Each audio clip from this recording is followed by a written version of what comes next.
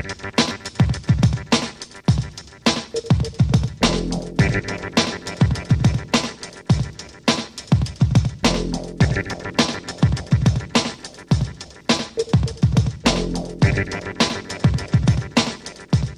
Revolução Industrial do século XX trouxe muitos avanços. Com isso, todo mundo concorda. Mas essas mudanças não vieram de graça. O consumo exacerbado dos recursos naturais trouxe uma questão muito séria. Até quando o planeta vai aguentar o atual estágio de evolução da sociedade?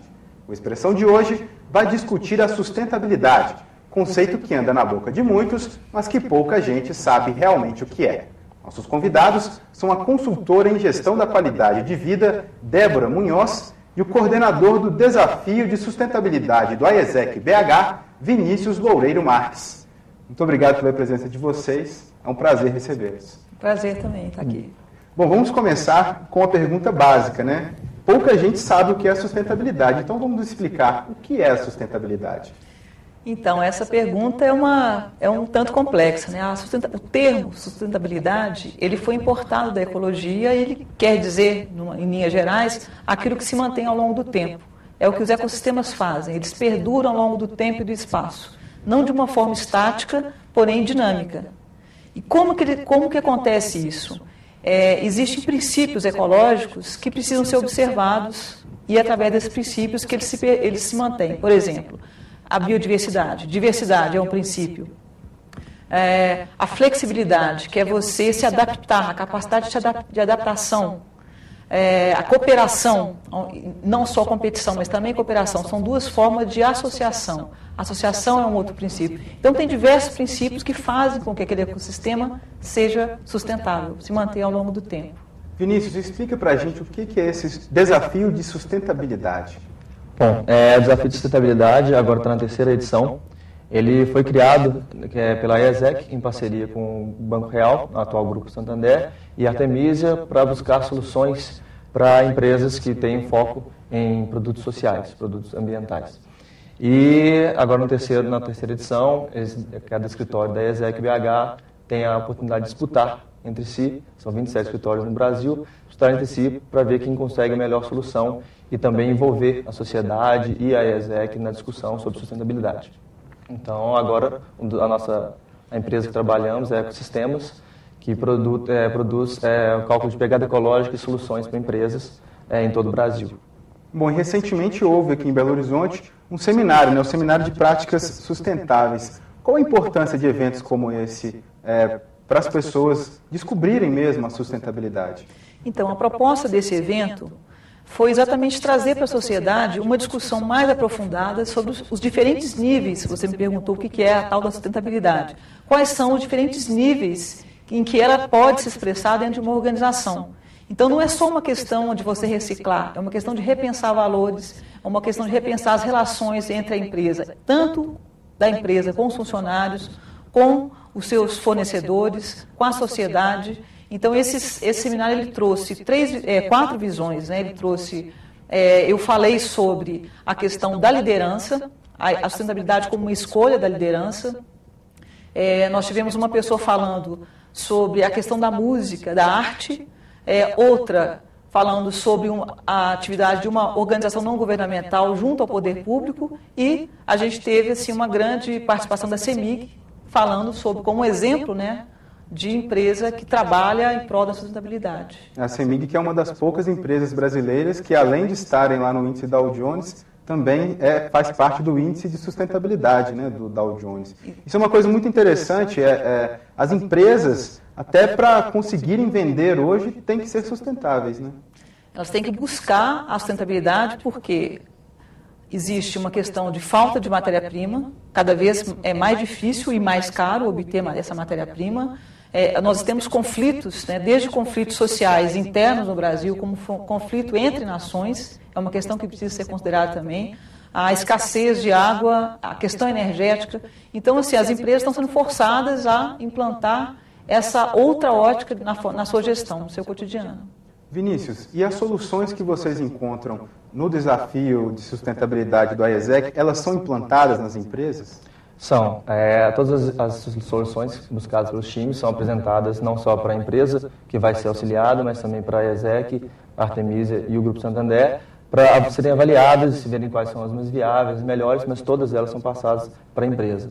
E com essas soluções, com esses inputs que a gente consegue também nos eventos, nas discussões que a gente promove, a empresa pode ver o que é melhor para ela, onde ela pode ser solucionada. E para solucionar, vem um intercambista da ESEC, porque a ESEC é global, vem uma pessoa de outro país para ajudar na implantação disso aqui, que vai acontecer no ano que vem. Você tem algum exemplo, algum case que vocês implantaram e já deu certo, funciona? Bom, a ESEC ela já está no terceiro desafio de sustentabilidade, né? Nos 2 anteriores, a equipe de Belo Horizonte conseguiu vencer o desafio com a melhor proposta, e então já está sendo implantado na Gastromotiva de São Paulo as medidas estabelecidas pela ESEC BH, e também tem projetos para trabalhar com mineração aqui em Belo Horizonte. Atualmente estamos trabalhando com a Asmari aqui em Belo Horizonte para solucionar os problemas também deles de como desenvolver a organização. Qual é o problema, por exemplo, da Asmari? O que ela sente mais dificuldade? Até porque é uma cooperativa de catadores de papel, de lixo, né? Exatamente, eles estão do lado da sustentabilidade, reciclando. Qual é o problema deles? O problema da Asmari é muito da organização mesmo, da administração, de como expandir, de como se organizar para crescer. Então, a ESEC BH busca ajudar no projeto deles, ver o que eles precisam e trazer pessoas capacitadas, jovens de outro país, com outras visões, para buscar solucionar, reestruturar a administração deles mesmo para conseguir esse crescimento, ter novas ideias, colocar em prática as medidas que eles mesmos já promovem. Débora, a gente falou aqui então da Asmari. Qual que é a importância dentro desse processo de sustentabilidade, não só no Brasil, mas no planeta como um todo? Afinal de contas, qualquer coisa que você polua, que você consuma em qualquer parte do planeta, vai também influenciar nas outras partes do planeta quase que igualmente, né? Qual que é a importância da reciclagem nesse processo? Então, a reciclagem implica em você, ao invés de você extrair mais recursos, você já aproveitar aquilo que foi retirado e reintroduzi-lo no processo, ao invés de simplesmente você usar algum material e dispor em algum lixão ou algum aterro sanitário. Então, você está reduzindo o impacto. Mas é sempre bom lembrar que a reciclagem é o último R. O primeiro R é repensar. Repensar a tecnologia, repensar valores, repensar o design, que é o projeto. Reduzir o consumo e, por último, reciclar. Agora, é muito fácil falar em reduzir o consumo, mas se nós ligarmos a televisão, veremos propagandas e mais propagandas, incentivando as pessoas a comprar, comprar e comprar. Como vencer essa barreira da publicidade e do capitalismo, da roda do capitalismo, que, segundo muitos, tem que girar? Então, nessa questão do repensar, do redesign dessas cadeias produtivas, existe uma questão que é de repensar a forma com que uma empresa leva ao público o conhecimento do seu produto. Então, a publicidade ela tem que repensar como ela estabelece esse diálogo.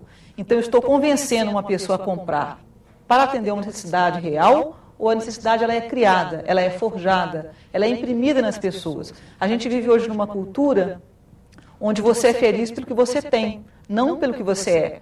Quando o público também, quando nós, consumidores, porque também nós temos um grande peso nesse processo, quando a gente olha realmente quais são as nossas necessidades básicas, essenciais, a gente percebe que a gente precisa de menos, muito menos do que realmente precisamos consumir hoje, ou o que nos dizem para consumir. E esse uso e essa necessidade para ser atendida não quer dizer que você tem que voltar à idade das cavernas, como a gente ouve algumas pessoas dizer. Então, eu preciso de morar bem, eu preciso de vestir bem, de comer bem. Isso implica em tecnologias, implica também em simplicidade. Dizem que a simplicidade é complexa às vezes, Então, você pode ter uma boa qualidade de vida usando menos a natureza. Aliás, eu prefiro dizer até usufruindo mais do que utilizar mais a natureza. Agora, as empresas, principalmente, elas resistem a isso, porque se elas, por exemplo, produzirem um celular, um carro que dure mais, elas vão acabar vendendo menos. Como convencê-las, então, de produzir esses produtos mais duráveis? Então, na verdade, isso já, de certa forma, já começa a acontecer. As empresas estão migrando A gente está entrando numa era chamada era do ciclo de vida de produtos. Nessa análise, que a gente chama de berço ao túmulo, de onde veio para onde vai, o que a gente observa é que, primeiro que nós não temos mais um planeta para consumir e transformar em automóveis e celulares. Então, ao invés de você vender um carro, por que não alugar esse carro? Você já reduziria simplesmente o problema sério de garagens. A gente tem um exemplo do Beds Head na Inglaterra, que é um complexo, foi todo construído em cima desse valor de princípios ecológicos, onde existe o clube do carro. Você tem projetos de cidades que favorecem com que as pessoas tenham acesso fácil ao transporte coletivo. Então, é repensar, porque, na verdade, as empresas não terão com o que produzir e também não terão consumidores para consumir o que elas produzem, por causa de guerras, por causa de conflitos sociais, por N motivos, por próprio desemprego, dependendo da crise que o país se encontra. Então, é uma situação complexa que faça com que elas tenham que repensar a forma de estar no mundo. Tá certo, Débora. A gente vai para um breve intervalo agora, mas voltamos daqui a pouco.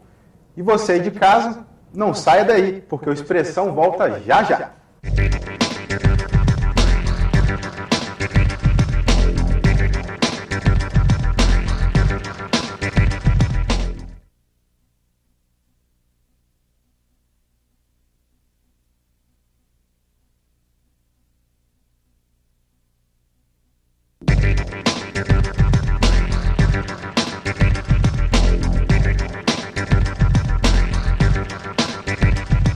Sustentabilidade. Esse é o tema do Expressão de hoje. Comigo aqui no estúdio estão a consultora em gestão da qualidade de vida, Débora Munhoz, e o coordenador do Desafio de Sustentabilidade do AESEC BH, Vinícius Loureiro Marques. Bom, vamos voltar aqui ao assunto. Vinícius, qual é o papel da AESEC, além do Desafio de Sustentabilidade? Qual o papel dela na sustentabilidade? Bom, a AESEC foi criada no pós-guerra, foi criada na Europa com o objetivo de promover intercâmbios culturais a fim de promover a paz no mundo e uma melhor interação entre os países. E ela foi crescendo e foi desenvolvendo isso, os valores dela. Então, o produto da AESEC justamente são as pessoas que ela desenvolve. Então, ela trabalha com jovens, ativando a liderança dele através de treinamentos, de viagens internacionais, e para promover esses valores que a AESEC prega, de sustentabilidade, de paz no mundo, de igualdade. E o objetivo dela é justamente formar esse jovem para quando no futuro ele assumir posições de liderança, seja em empresas, em governos, ele consiga levar à frente, passar esses valores. E como é que funcionam esses intercâmbios internacionais? Bom, tem intercâmbios profissionais e intercâmbios de desenvolvimento. Então, ou ele pode ir para trabalhar numa empresa, para desenvolver as habilidades profissionais dele, ou ele pode fazer intercâmbios sociais, trabalhar em ONGs, em governos, em programas para gerar impacto nesses programas. Eu mesmo fui para um intercâmbio social na Polônia, onde eu trabalhei com comunicação intercultural, ajudando as pessoas, as jovens poloneses a terem esse conhecimento da diversidade cultural e como lidar com essa diversidade cultural. Então a gente recebe também no Brasil pessoas de vários países para trabalhar em ONGs, trabalhar em projetos sociais, onde eles possam ajudar em vários aspectos, administração, comunicação, marketing, e desenvolver essas comunidades. E Débora, já que falamos do mundo, como está a sustentabilidade ao redor do globo? Essa é uma pergunta, bom, acho que não precisa dizer muito, né? Ela está em risco. Esse é um sentimento global, né, das pessoas que trabalham na área, das pessoas que se envolvem, que leem a respeito do assunto. Então, essa mudança e esse trabalho que a AESEC vem fazendo com as lideranças, por exemplo, já é uma atitude concreta, é um exemplo de atitude concreta, exatamente para minimizar e nos possibilitar uma mudança, uma perspectiva de futuro concreta. Agora, nós temos países que têm mais políticas de sustentabilidade, outros que têm menos. Qual é o destaque aí ao redor do mundo de um país que seja assim, tenha programas, utilize energia limpa? Eu acho que a gente pode colocar a Alemanha, né? Como exemplo. Na Europa, mas a Alemanha é um grande exemplo E é engraçado, por exemplo, porque eu coordenei um projeto chamado Horizonte 21, que era Brasil-Alemanha. Era no Senai, e ele tinha como objetivo implantar a educação ambiental na educação profissional aqui. E quando eu fiquei conhecendo os alemães e a bagagem que eles tinham de energia solar, eu me surpreendi muito, né? Porque a Alemanha não tem sol quase. Eles usam várias experiências mas nos vizinhos, né? Principalmente na Espanha. Na Espanha, Isso é incrível. Como um país que não tem sol é líder mundial nessa tecnologia e desenvolve essa capacidade, inclusive, de vir para o Brasil, que é um país tão solar, tão rico, a usar o seu próprio recurso. Isso me encantou muito, assim, né? Ao mesmo tempo que me impressiona. Nós somos muito ricos enquanto nação, nós somos uma população extremamente rica em criatividade, mas nós temos que levar mais a sério esses nossos talentos para poder implementar ações concretas aqui no Brasil. A sustentabilidade ela está em pequenas coisas. Por exemplo, as pessoas podem deixar de usar as sacolas plásticas. O que mais as pessoas podem pensar para tornar o dia a dia delas mais sustentável? Então, são coisas simples. Por exemplo, celular. Eu não preciso trocar um celular a cada ano. Eu não preciso de um celular de R$ 1.500. Eu posso ter um celular menos complexo, mais simples, e pegar esse recurso, que é o recurso financeiro, e empregá-lo em coisas mais úteis. Por exemplo, ou num curso de línguas, ou numa questão cultural, ou numa academia, enfim. Esse princípio, na verdade, de alocação de recursos, é parecido com o que a gente faz dentro da consultoria em empresas, em projetos de produção limpa, de ecoeficiência. Nós precisamos de uma população que tenha mais cultura de saber usar o recurso, dinheiro. Então, a questão do celular é a questão das roupas. Tem várias roupas no armário que são recursos estocados. Se ao invés de eu deixá-las sem usar, eu simplesmente colocá-la no brechó, fazer uma reutilização das roupas, doar as roupas, é uma forma de eu estar circulando esses recursos. Então, são ações pequenas, né? Comida. Ao invés de encher a geladeira e perder, eu posso comprar, fazer a feira do dia ou da semana. Claro, eu tenho que ter uma logística, né? Cada um tem a sua demanda em termos de família, tem que saber gerenciar bem o seu tempo, mas buscar comprar aquilo que você realmente vai utilizar e não o excesso. Nós saímos de um país que tinha o costume de estocar por causa da inflação, mas ainda a gente não entrou, que a gente não precisa estocar tanto agora. Vinícius, você que mexe com sustentabilidade aqui, já viu na Europa qual é a situação, você classificaria como a sustentabilidade aqui no país? Bom, aqui ainda está começando, lá tem muitos exemplos, principalmente de suporte do governo para isso. Então, empresas brasileiras que às vezes querem exportar para a Europa, elas têm que ter uma série de atitudes de sustentabilidade para elas serem aceitas até os produtos lá. Então, tem muita coisa para aprender lá, mas a gente pode desenvolver adaptado à nossa realidade, que é uma realidade também diferente. Eles são muito mais limitados em questão de recursos do que nós. Então, mas são coisas importantes. A relação do consumidor lá é muito mais consciente. As pessoas não utilizam sacolas plásticas, até elas são cobradas nos mercados, as pessoas reutilizam as sacolas. Tem muitos mercados também que recolhem embalagens, porque nos produtos diários que a gente usa, tem muita embalagem extra que só serve para gerar lixo. Quando você compra uma pasta de dente, você vai usar o tubo, você não vai usar a caixa que ela é envolvida. A primeira coisa que você faz quando chega em casa é pegar e descartar aquela embalagem. Então, saber realmente administrar essas embalagens extras, e já é uma coisa cultural na Europa que tem que ser trazido para cá. Aos poucos está vindo, mas ainda é bem complicado. Mas a única barreira que existe à sustentabilidade aqui no Brasil é a cultura, ou tem alguma outra coisa também? Eu diria que o principal é a cultura, porque na cultura se faz o voto. Do voto se vota as leis, né? Se transformam em leis. E as leis, novamente, impactam a cultura. Mas a questão dos impostos nossos é uma questão crítica, né? Nós somos um país com uma quantidade imensa de impostos. Isso dificulta demais as empresas a terem ações, a investirem mais, a repensarem melhor os seus processos. Nós precisamos de ter um país com menos impostos e o dinheiro sendo usado realmente como deveria, retornando à população. Bom, já que falamos de política, vamos então a um assunto que acho que é de interesse de todos os belo-horizontinos. O transporte público em Belo Horizonte ele não é nada sustentável, né? Por que ainda não se pensa num transporte sustentável? Continuam com a insistência do transporte rodoviário, não rodoviário, mas transporte em vias rodoviárias? Então, de novo, né, a questão da cultura. Nossa população ainda não tem isso como uma tônica. Eu visitei os sites dos candidatos no segundo turno e a gente percebe, por exemplo, que nenhum dos candidatos, aliás, o único que tinha essa enquete, a questão ambiental correspondia a 5%, ela era a última, se não me engano, ela penúltima, a cultura era o o último ponto mais votado pela população. Então, a população que não exige do seu representante que ele tenha esse pensamento e que ele execute com o dinheiro que nós pagamos de impostos, ela realmente não vai ter um transporte público de qualidade. Só uma observação, se você pegar e tirar uma foto hoje, registrar o que acontece na Antônio Carlos, ela é uma avenida que está ficando boa para os carros, mas não para as pessoas. Então, essas decisões de coletividade, elas precisam ser pensadas por múltiplos olhares. E a população, ela tem realmente que ter essa cultura introjetada para cobrar de quem executa, de quem faz as obras, de quem planeja e de quem mexe com nossos impostos. Cada vez há menos espaços comuns para as pessoas se conviverem mesmo, né?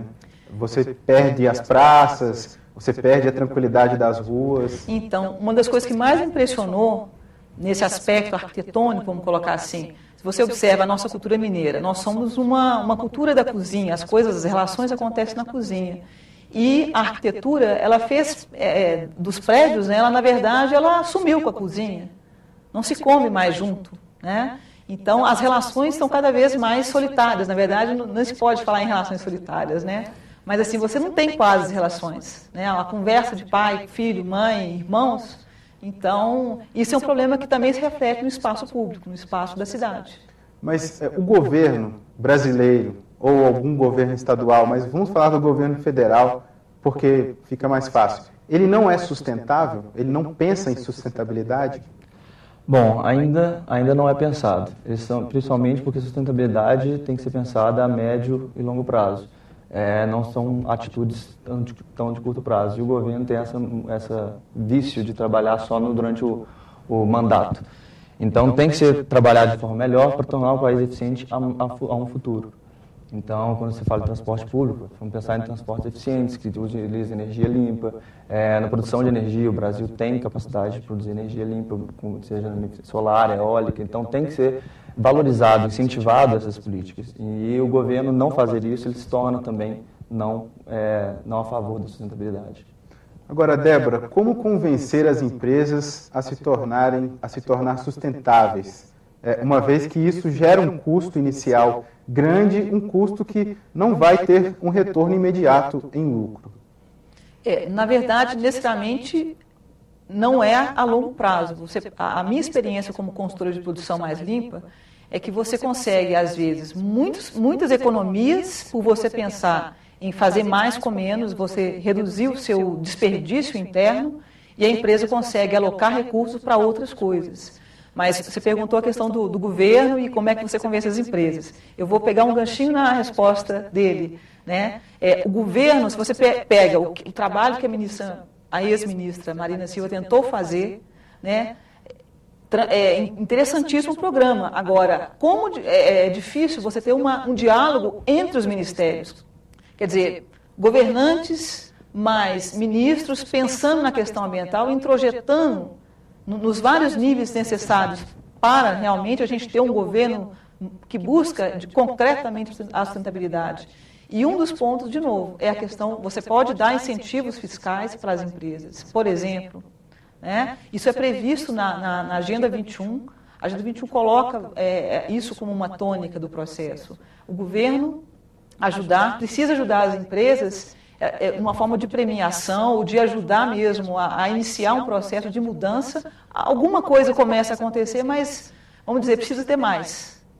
Precisa ter mais e a gente precisava de ter mais tempo também, porque está esgotado. Vou agradecer muito a presença de vocês. Vinícius, você quer deixar um recado para a gente?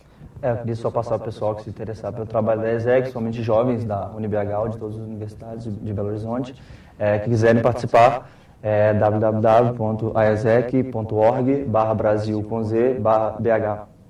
Ok, muito obrigado então a vocês. E você aí de casa, muito obrigado também pela audiência. O Expressão vai voltar na semana que vem, mas antes eu deixo para você o telefone para participar do programa. 31 3423 9611 ou pelo e-mail expressão@unibh.br.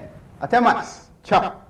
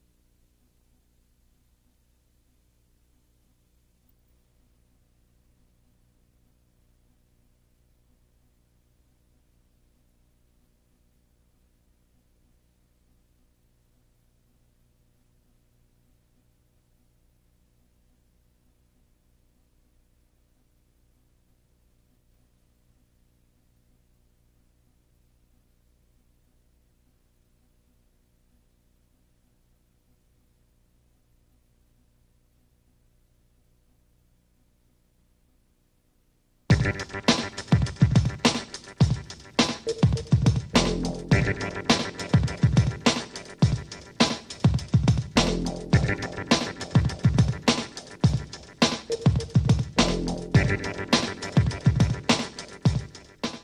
preocupação do homem com a relação saúde e doença não é recente. Muito antes da era cristã, Hipócrates, o pai da medicina, já definia a saúde como o estado de equilíbrio do homem com a natureza. No século XX, começa um movimento para tratar o ser humano como um todo, levando em conta, inclusive, o seu meio social. Esta é a proposta da terapia holística, ou das terapias alternativas. E para falar sobre o assunto, o Expressão de hoje traz o terapeuta oriental José Soares da Trindade. É um prazer receber